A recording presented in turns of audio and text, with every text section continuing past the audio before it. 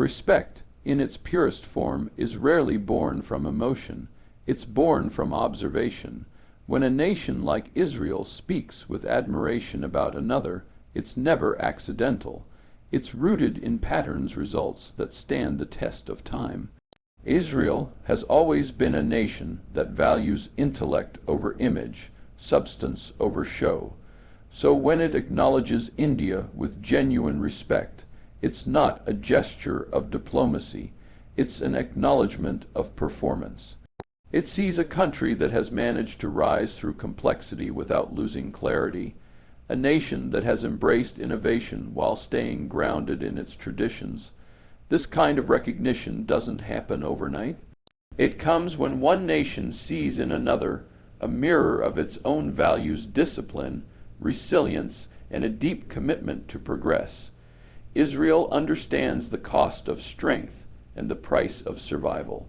It recognizes that India's journey has followed a similar trajectory, not dependent on luck, but on deliberate thought and long-term vision.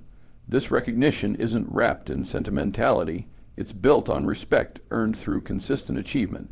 The world often reacts to power, but the wise respond to purpose. Israel's statement about India reflects this difference. It's not about flattery or alliances. It's about shared logic, the understanding that both nations have learned to build value the hard way. Respect that emerges from reason is the most durable kind because it's not influenced by temporary politics or trends. It's forged in the furnace of performance, intelligence, and endurance. That's what makes such recognition meaningful. It's rational, earned, and lasting. India's rise on the world stage has not been an accident. It's been a gradual, deliberate transformation, shaped by decades of consistent effort. The world once viewed India as a developing nation with potential. Today, it views India as a nation of purpose, capable of shaping the global narrative. This change didn't come from rhetoric or external validation, but from internal evolution, a shift in mindset, ambition, and discipline.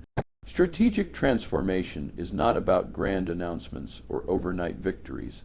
It's about building layer upon layer of competence until strength becomes self-evident. India has done exactly that. From advancing its technological capabilities to modernizing its defense strategies, from reforming its economy to asserting itself diplomatically, every step has been measured and intentional. The foundation has been laid not on emotion, but on clear, rational planning. The world has noticed how India balances complexity, managing diverse interests, multiple ideologies, and countless challenges, all while maintaining focus on growth and stability. This ability to function effectively within chaos is not weakness, it's mastery. True strategy lies in staying calm while others are reactive, in investing for the long term when others chase short-term gains. When Israel highlighted India's transformation, it was recognizing this rare quality, the ability to think independently, act decisively, and remain grounded while ascending. Strategic strength doesn't shout, it demonstrates. And India's progress today is a living proof that quiet determination, backed by clear reasoning, can move even the most entrenched global perceptions. True progress doesn't come from copying what already exists. It comes from creating what the world hasn't seen yet. Innovation is not just about technology or invention, it's a mindset, a way of thinking that values curiosity over comfort and originality over conformity. India has embraced this mindset with remarkable discipline. Instead of following existing models, it has built its own, tailored to its unique challenges and opportunities. From pioneering digital infrastructure that connects 1 billion people to developing cost-efficient solutions in space, medicine, and energy, India has shown that innovation thrives when necessity meets intellect. What sets this approach apart is the refusal to settle for imitation. Many nations look outward for answers.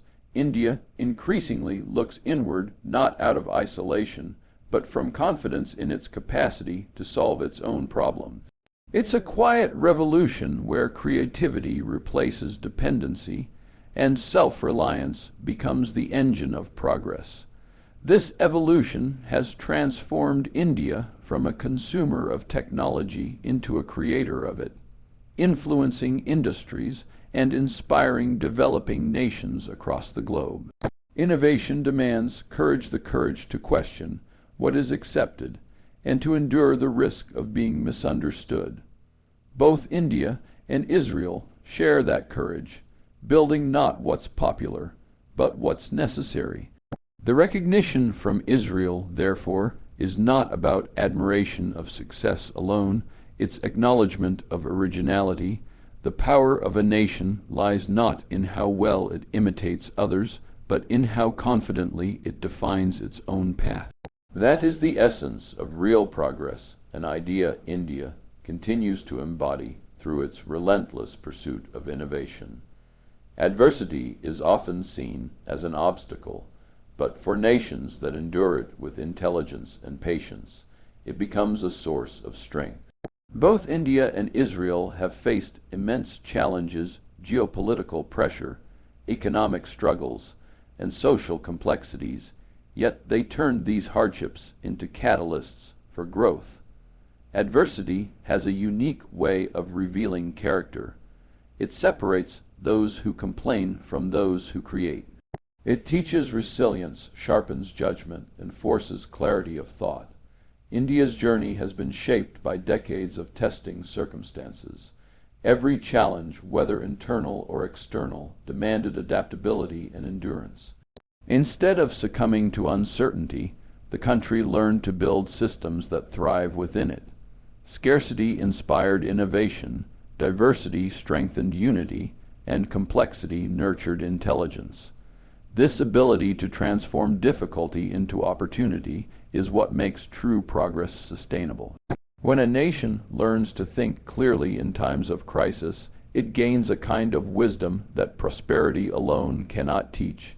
Israel recognizes this quality because it mirrors its own experience. Both nations have learned to survive by thinking rather than reacting, by strategizing instead of surrendering. They understand that real stability is not the absence of struggle, but the ability to navigate it rationally. Adversity doesn't destroy such nations, it disciplines them. It trains their people to value time, effort, and ideas. Over time, what once seemed like weakness becomes the foundation for strength.